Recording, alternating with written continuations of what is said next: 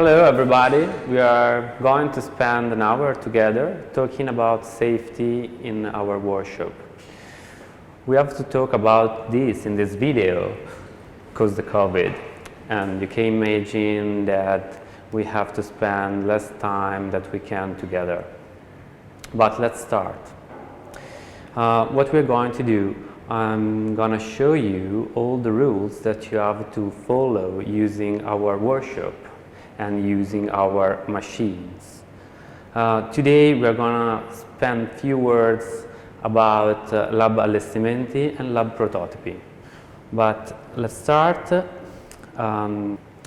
where we are in building B2 at the ground floor. Here you can see the reception, and here the hall, and all the access and all the entrance of our 4 labs is in the ground floor, is by the ground floor.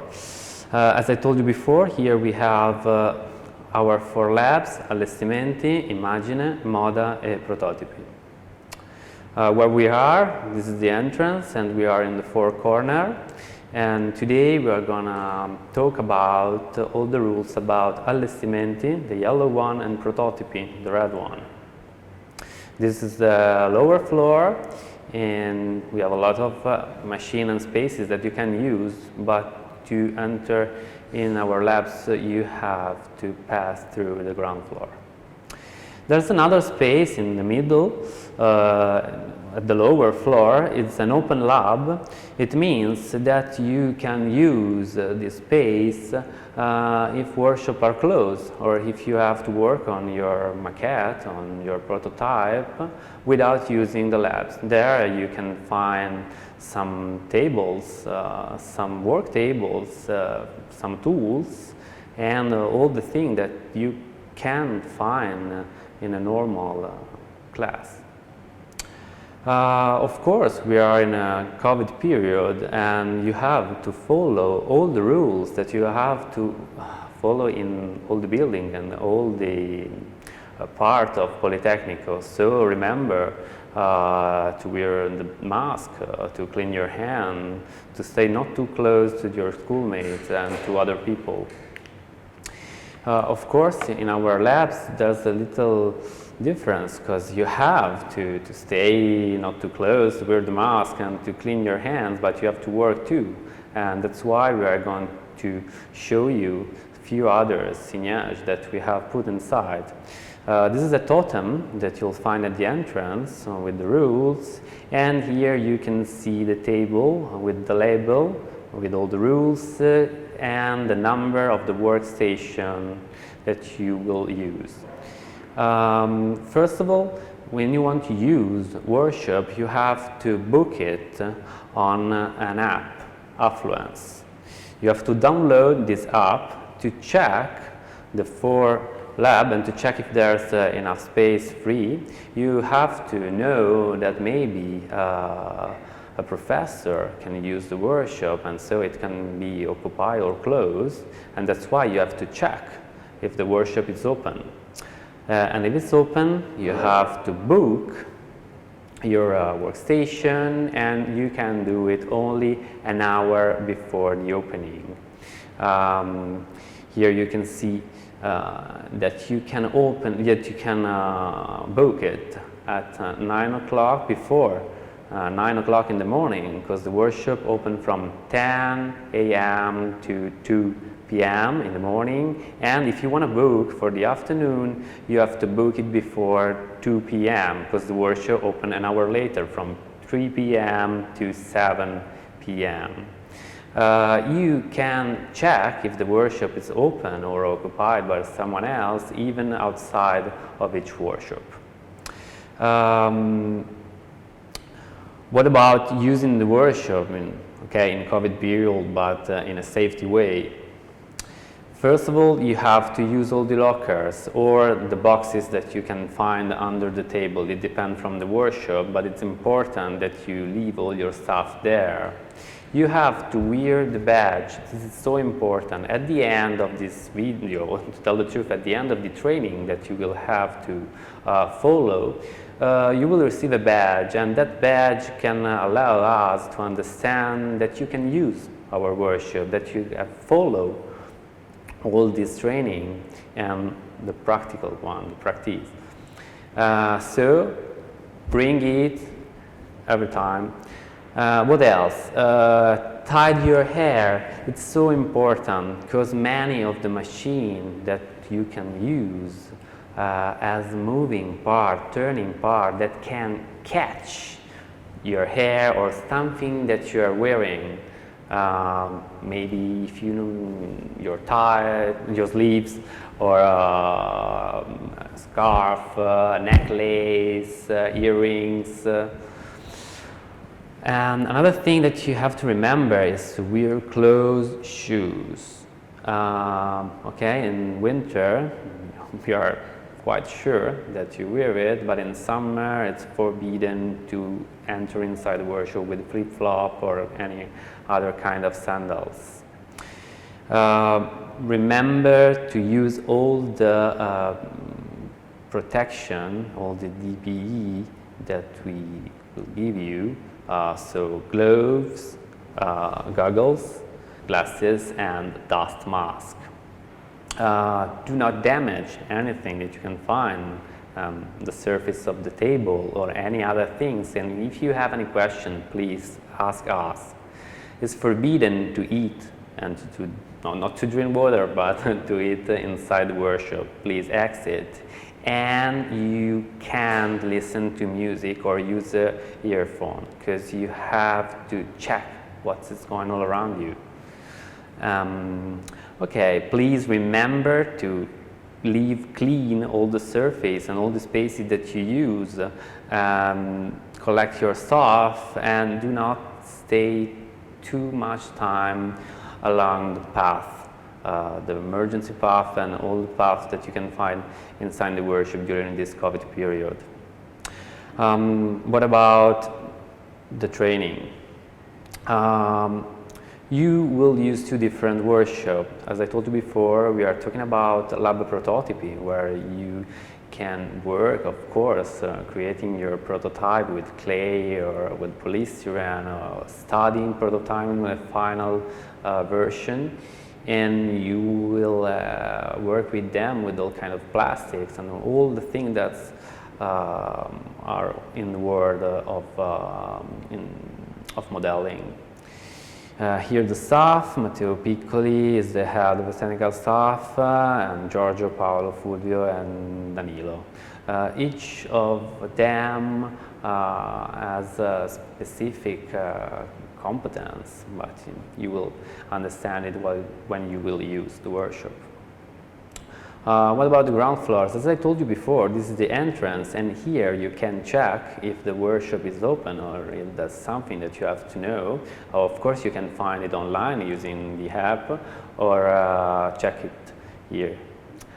This is the entrance, and at the entrance, the first thing is a desk, and here you will find a technician, and technician give you all the things that you need, so goggles.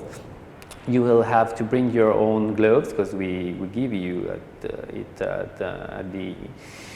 the beginning, at the end of our training. And here the totem.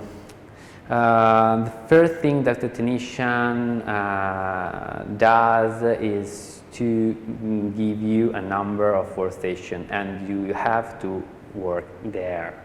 It's so important for us. Here is the entrance too, and this is the corridor, and at the end of the corridor the two different spaces of lab prototyping, and here we can see a 3D printing area close to the entrance, and here a plastic room. If you will have to use all the space, you can ask the technician. And this is the entrance at the end of the corridor. Here we have the lockers, and remember to bring a locker to close them and leave there all the stuff that are useless during time in workshop. Each of these two rooms, here you can see table and the label, a vacuum system, and here some other stuff and tools, and here the working area, the machine area. Each of these two rooms has its own machine area. In Lab Allestimenti is a little bit different, but I'll tell you later. Here on the left you can see these shelves, and here you can find all the materials that you can reuse. So you have to imagine that we have no wastes, that all the things that we use can be reused, all the wastes can have another life. And so before buying anything, you can check in the workshop if you find something that can help you to finish your staggering model, or why not your end model. Here the panel of tools. Here please remember to clean your hands each time that you take one of these electrical tools and tools or manual one. And here another part of the workshop, here you can use glue or spray. This is the workstation, and here as you can see there's a mat to cover the table. If you have to cut or to do something that can damage this surface, please use this Forex mat. You will find it in the workshop. Here plug, and of course you have a brush that you can use to clean, and here the number of the workstation. What about the other workshop, Lab Allestimenti? Allestimenti is another space and work a lot with the exhibit. So as Politecnico has a lot of events, organize a lot of events, so Open Day or Salone del Mobile, and of course work with the same things in the workshop too. So here you can work in real scale. Of course you can work on your maquette, but it's interesting that you can understand if your project is working, trying to build in real scale the space that you are working on. Here the staff, Mariano Chernikov is the head of technical staff, Livio, this is me in the corner, Camillo and Fabio. What about the ground floor? It's exactly the same. So in the corner, this is the entrance. Here you can check if the workshop is open or not, and this is the real entrance. We are inside. Here there's the totem, and in the totem you can see all the rules that you have to follow, and here on the left the desk of the technician is exactly the same that you can find in the other workshop. This is the open space of the ground floor. It's a little bit different, as I told you before, because here we have only one big room with all the workstation, and at the ground floor, oh, I'm sorry, this is the panel of the tools, and please remember to clean your hand. Here, exactly as in the other workshop, you can find material and kind of wastes that you can reuse. And in the ground floor, all the machines. That's the main difference between these two spaces, but you will find exactly the same machine, or not exactly the same, but you will find exactly the same machine that you can use by yourself. Here's some other machine. This is a big saw, and if you need to use it, you can't, but you can ask technician to help you, maybe to square a panel or to use or to do something that is not possible using that machine that you are allowed to use. What about the training?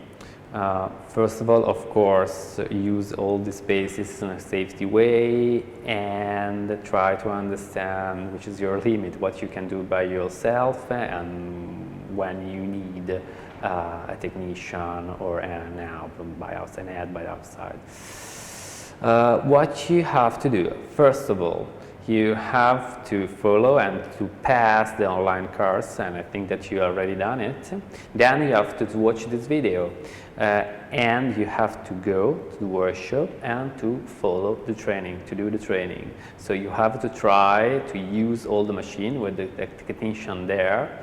For all the students of the first year, I think that's already, I'm sure it's already organized, and if you are following other courses or you are older, you have to book it on Affluence. So you can book the training on Affluence and you will find a special label on it. You will receive a mail about it. So you have to then, when you book it, you have to go in the workshop and to do the training after seeing this video. At the end, you will receive the badge, and remember to wear it and bring with you the gloves that we give you at the end of the training. What about all the safety rules? So, bring the badge, do not wear open shoes, do not wear anything that can be catched by machines, and no earphone, and try to be not isolated by the environment. Do not make any adjustment on machine. Ask the technician. Do not try to change any parts. Ask us, and do not touch any hot parts or any moving parts. Stop the machine, switch it off, and then if you have to change a bit or to do something on a machine, ask us and stop it or unplug it, and then tools if we are talking about that. Look at all the signage and check if the machine is working on. Maybe there's something wrong that you can understand even if you are not a technician, and switch the machine off at the end. Remember to do it. If you have any question, remember to ask the technicians. Okay, what about what you will have to do during the training? We will give you a board of plywood, and on this board you will use each of the 5 machines that you will be allowed to use after the training. So this is the board, and in the second image you can see here an hole. You will do it with a standing drill. In the second one you will use a scroll saw to cut this corner. In the third one we will sand the opposite corner, and at the end with the band saw we cut a slice to obtain a shorter board. The last border, the shorter one, will be sand on this surface to obtain a smooth surface, and a smaller board, but exactly with the same characteristics. Okay. So, what about tools? This is the first tools, is a standing drill. It's a drill, and it can do blind holes and passing holes that pass through material. And what about it? You have to remember to open the carter each time that you want to put your hand close to moving parts. So if you want to change the beat, and you have to remember that of course you have used the right beat for the right materials, and you have to check the final position. So you have to decide how deep you will go into your materials, and this for 2 reasons: for your project of course, but at the same time because you don't want to damage the top. We can turn this element, and we have a vise and the lower part to work with the smaller pieces. We have a video, and I can say a few other words watching this video. Well, the risk, of course, cuts and abrasion, and so powder inhalation and trapping, as I told you before, and machine can catch your hair or your gloves. That's why it's so important while you're drilling, while you're doing the holes, staying with the hands not close to the moving parts. Of course, you have to wear gloves and goggles and glasses, and you have to bring your own gloves, but we will give you a clean pair of glasses each time that you will use the workshop. And what about using? Here you can see the machine. We can cut all kinds of materials, but using different beads. So with wood and plastic, maybe you will use the same kind of beads, and with metal, another kind of. Here you can see that we have closed the carter. As I told you before, we can do two different kind of holes, so we can stop and decide how deep we can go into our pieces. That's the piece. You have to clamp it to be sure that it's stable. And it's so important if you work with the small pieces. Here, that's me. I'm wearing gloves and goggles, as I told you before, and here I'm in front of the machine. It's so important because I have to be close to the stop button, to the emergency button. Okay, now I have to choose the right one. In this case, it's wood, so I choose the one. I open the curtain because the machine is blocked. It can't work. I'm sorry. Unlock the top to move and to arrive at 2 centimeters from the bead. Lock everything and adjust the dip limit to be sure that the bead doesn't go too deep in the top of the drill. Now I'm checking the right position, and when I'm sure, I can clamp it. Now it's stable. Of course, if you are working with really big materials and stable, you do not have to clamp it. I'm close the workshop. Now the machine can work, so switch it on, and I can do the old. As you can see, my hands are too far. I'm only moving the handle. I switch the machine off with this button, not with the emergency one. Open the carter to remove all things in a safety situation. I'm opening the clamps, and at the end, of course, remove the bead and clean the surface and leave it as I found it. Okay, that's the other way to work with these. As I told you before, you can turn and use the wires. In this case, we are working with aluminium. That's why we have to choose another kind of bead. If you have any doubt about it, ask the technician. Exactly the same. So I move the wires to choose the right distance from the bead. 2 centimeters are enough. Okay, you can move the vise with not all the device but only the trolley, and lock everything to be sure that everything stays stable. Close the carter. Now the machine can work, switch it on and do the holes. As I shown you before, my hands are far, not too close to moving elements. Now I want to remove the piece and the bead, the wire. That's why I've opened the carter. Okay, nice work, nice job. And okay, put back the bead. Remember to do it in this way. Next students will be sure to find everything that he needs.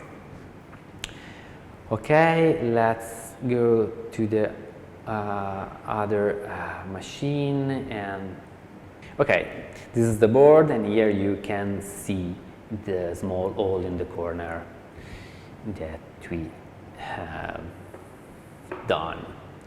Okay, what about the second machine? As I told before, we want to cut that corner, and to do it we want to use the scroll saw. How it works?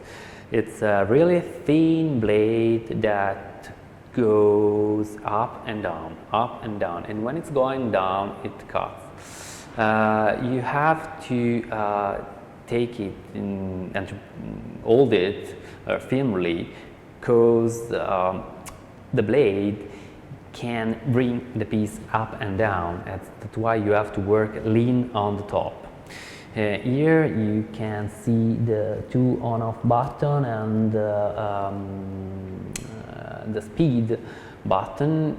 Start work with the lower one and then try to understand if you have to change it. If you have any question, of course, remember to ask the technician.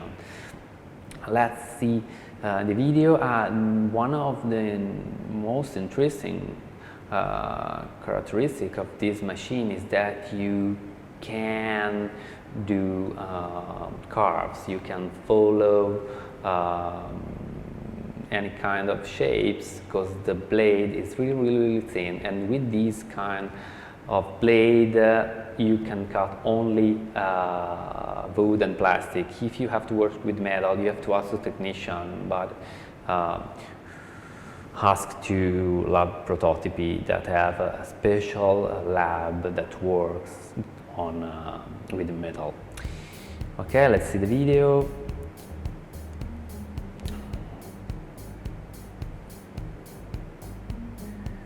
What about risk?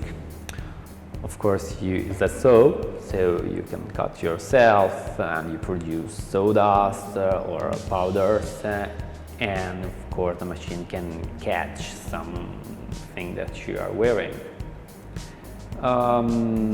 It's a saw, so remember to wear goggles and gloves. With all the machine you have to wear gloves.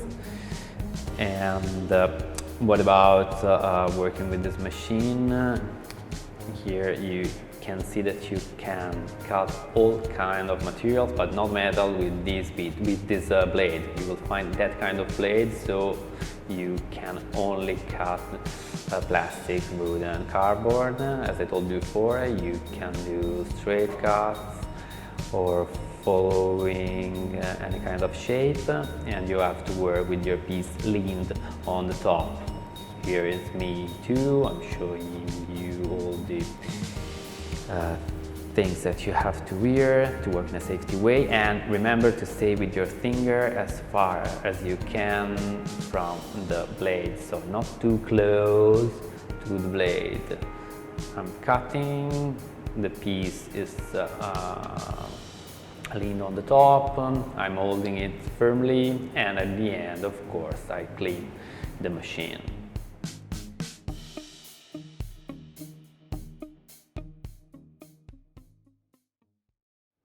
Okay, this is what we have done. So we have cutted this corner and we enter by this side or by this one, and we exit by the other one.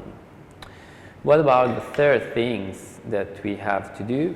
As I told before, we want to sand the opposite corner. This is a disc sander. How it works: this is a big disc with sandpaper that turns in this direction and bring the piece on the. I'm sorry, I have to come back. Okay, and we have to work with the piece lean on the top, and we have to stay as far as we can from the paper. This is a red area, and your fingers can't enter into this area.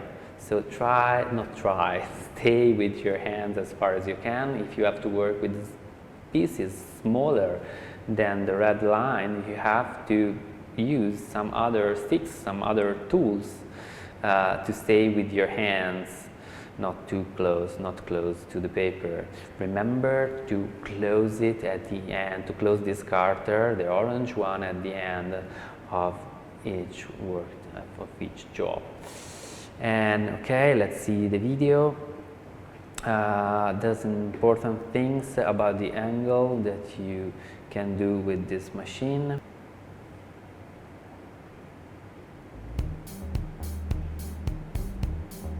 Okay, of course, you can. There's some dangers, cuts and abrasion, powder. It's a machine, so it produces a lot of dust because the paper produce it, and of course you have to wear gloves and, depending if needed on the material that you're working on, goggles and the mask. But you will have it, I'm sure, for this COVID situation. This is the machine. We can sand only wood, plastic and cardboard, not metal, because it can be dangerous. Okay, there's some special machine that can work with metal, with a special kind of paper. Here, as you can see, the piece is lean on the top. I can move it, staying with my hands, not too close. I'm wearing gloves, dust mask, and if needed, goggles.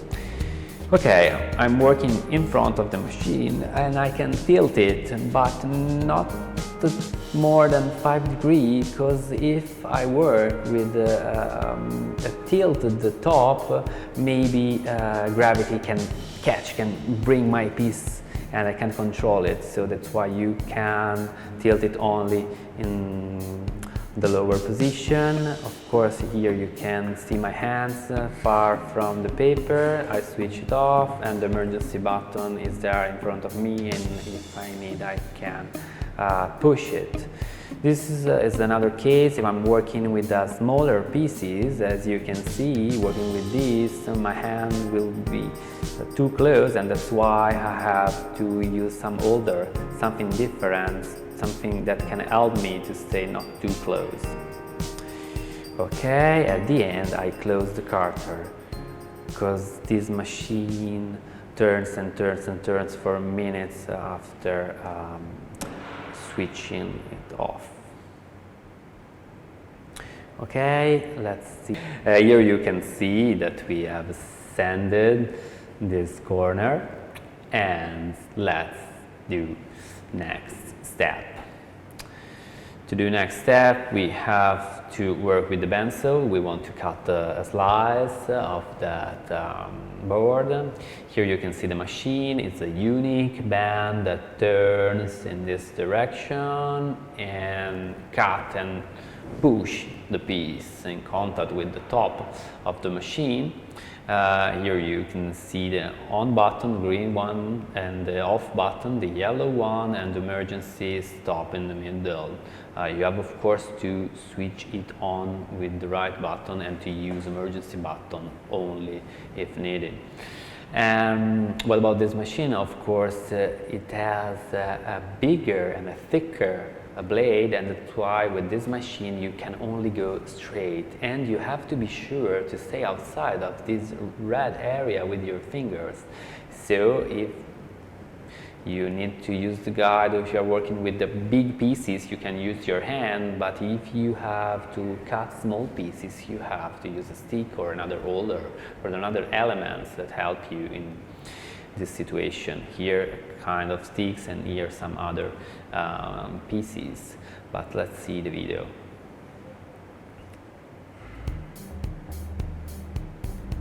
Okay, what about risk and dangers? Of course, it's a soap, so cuts, abrasion, bump, and powder, because if you are working with wood, you will produce it. Of course, remember to wear goggles and gloves, but it's the same on all these machines, so it's easy to remember to do it, but it's compulsory, so remember to do it. You can't work on this machine without using these devices.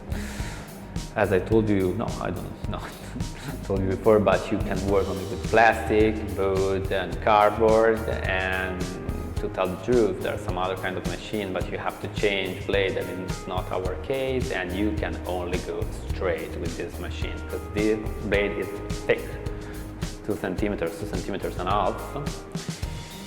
Of course, we have to work lean on the top. It's not possible to cut in the air. It's not me.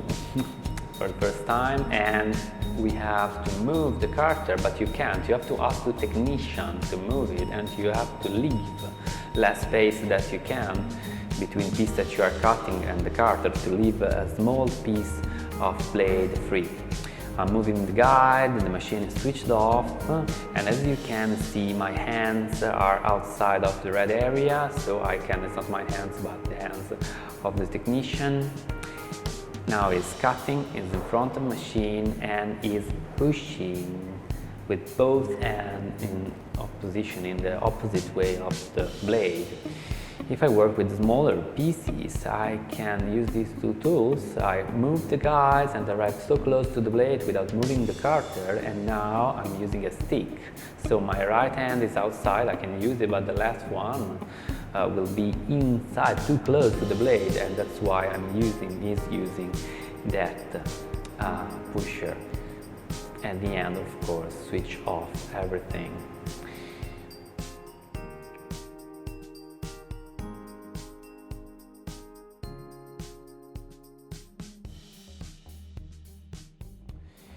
This is the last machine that you will use with that board. Is the belt sander. How it works?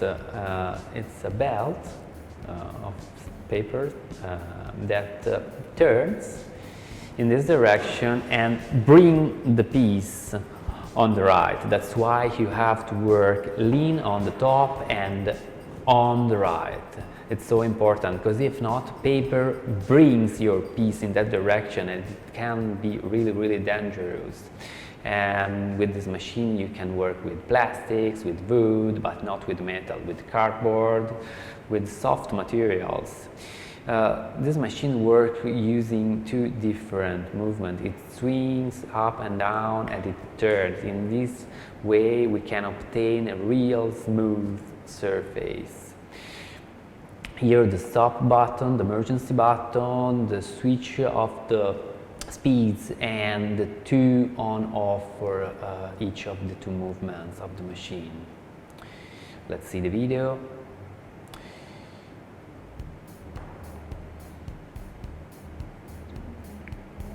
What about Frisk? Of course, it's a standing machine. You have to take care of the machine and take care of your hands and be sure that nothing can be catch, and you have to work on the right to be sure that nothing can happen. Of course, you have to wear your glove, the mask, and if needed, goggles. It depends from the material you are working on.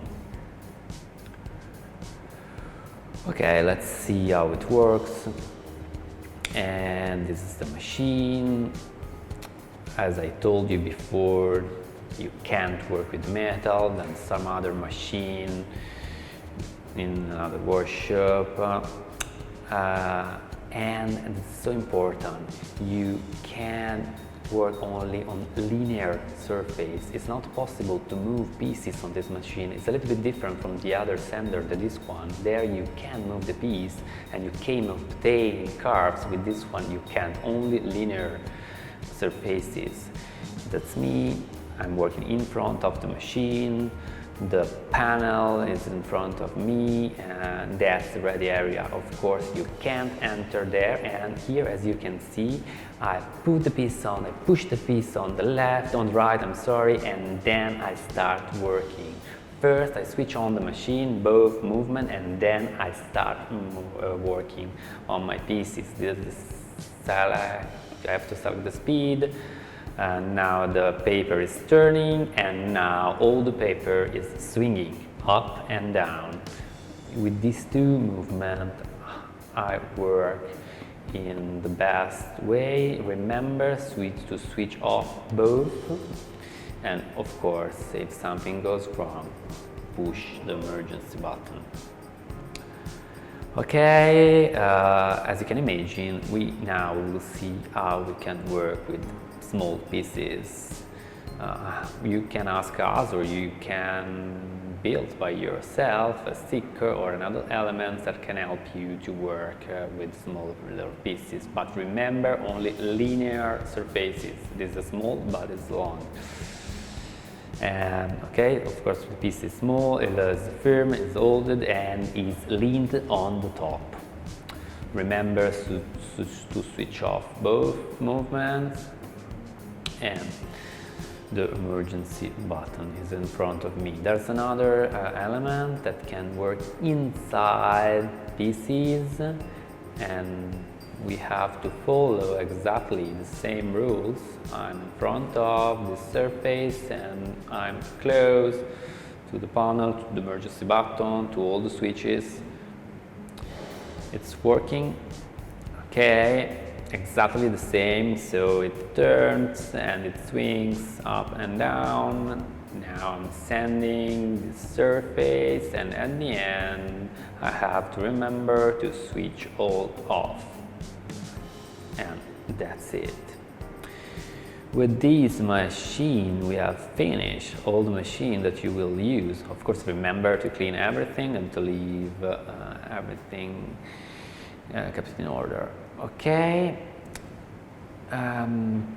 with this machine, as I told you before, we can sand this surface because now you can see, but blade leaves some line when you use it, when you cut it, and that's why we have to smooth it, to sand it.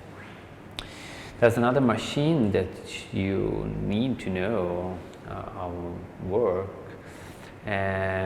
So this is a knot wire. How it works, it's a 12-volt pass through this wire, and this wire become hot. And with this machine you can cut some kind of foams, polystyrene, some other kinds, but polystyrene with different density, but polystyrene. Here you can see the front panel. This is the switch of the machine, the main one, and this is the temperature. So you have to switch on the machine, then switch on the wire, check the temperature. If it produces smoke, maybe it's too hot, but we will see it. If it's hard, maybe you need an higher temperature. And you can work with a vertical wire or an horizontal one, but you will see when you come to do the training. And remember at the end of each cut to switch off the wire, and at the ends of all your work to switch off the machine. When you use this machine you have to work with an extractor fan, and so you have to remember to switch it on at the beginning of your works and to switch it off at the end. We can see the video.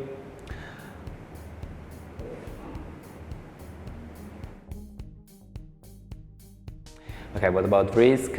Of course, you can burn your hand, and if you produce smoke, you can breathe it, but that's why you have to use the vacuum system, the extractor fan.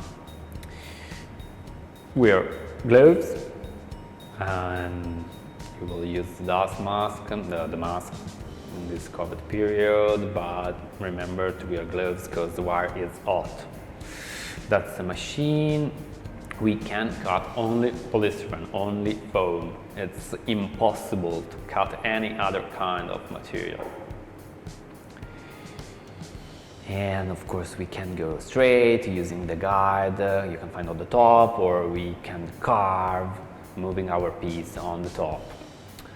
That's what happens when you use it, and that's me wearing my gloves. I'm in front of the machine. Here you can see the panel, and this is the extractor that I have to put as close as I can. So as I told before, switch on the machine. Now the wire is not hot. I check the temperature, and now that I want to cut, I turn on the extractor fan and I turn on the wire. As you can see, there's a LED, and if it's green, I'm sure that the wire is hot.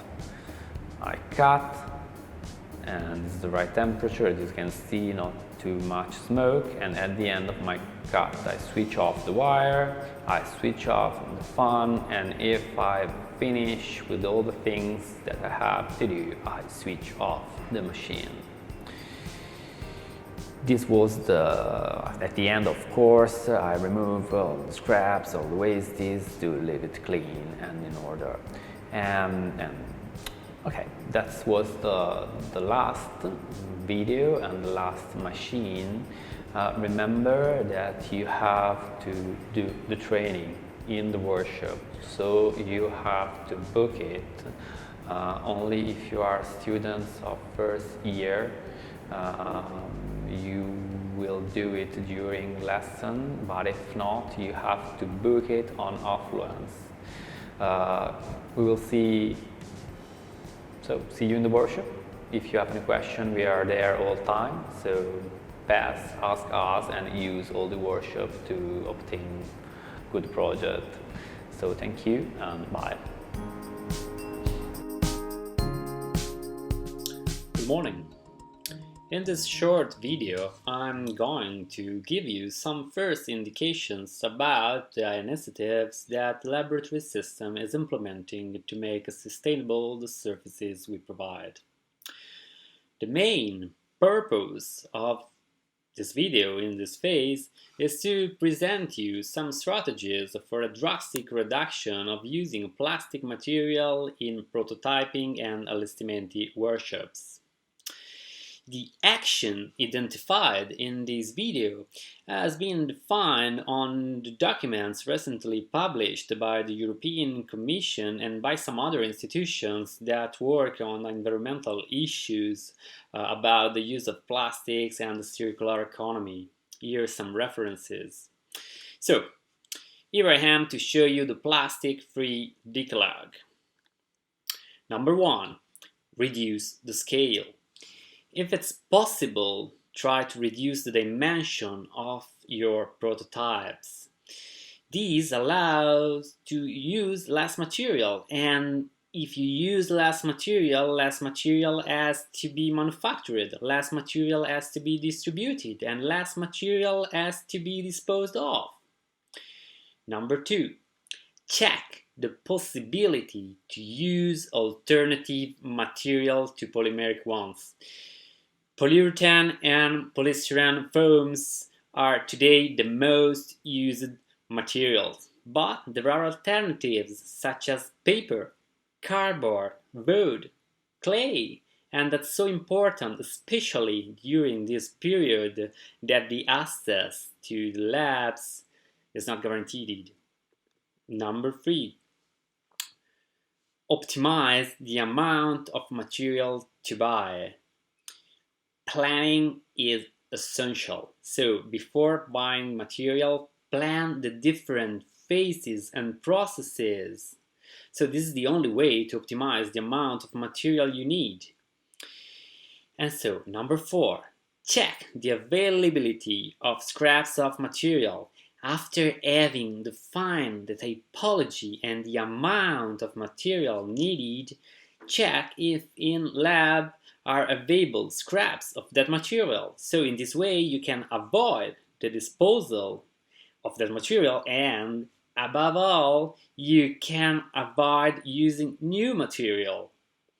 To favor this practice of reuse in workshops, we create some structure to collect and make available waste material. Number 5. Use technologies based on not polymeric materials. So inside workshops are available some technologies able to obtain prototypes without using plastics. These technologies will be soon expanded and easy to access. For example, I'm talking about software or cutting plotter to realize preliminary prototypes in paper. Number 6. Minimize scraps. Pay attention to minimize scraps. Choose and design the manufacturing to reduce drastically scraps and material used. Number 7. Share and reuse. The best approach, of course, is to reduce waste and to optimize the amount of material used but if you have any remaining usable materials, put them in the appropriate reuse and sharing spaces, so do not throw them away. In this way you can valorize that material. Number 8. Realize prototypes able to be disassembled. realize a single material prototype. If you have to join different material, try to do it with reversible solutions and technologies. Number 9, recycle. So throw away wastes correctly. If, despite all tension you have generated waste, pay attention to the indication for their proper disposal. Number 10, stay tuned because many other initiatives for drastic plastic reduction will be launched. And then I conclude showing you an overview of these 10 simple rules and mentioning the United Nations Environment Program. So I remind you that plastic is not a problem, the problem is what we do with it. So thank you for watching, have a good job. Thank you.